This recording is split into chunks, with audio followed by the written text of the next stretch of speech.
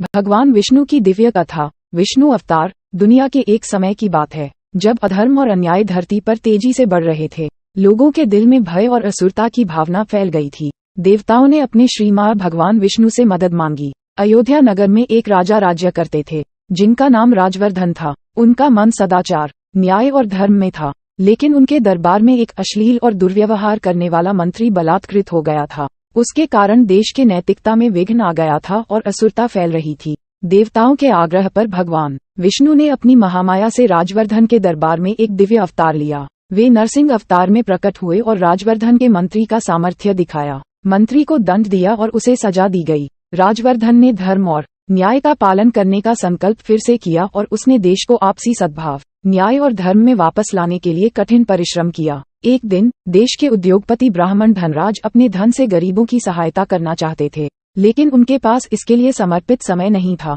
वे भगवान विष्णु के पास गए और उनसे मदद मांगी। भगवान विष्णु ने वामन अवतार धारण किया और उनके साथ ब्राह्मण धनराज के घर पहुंचे।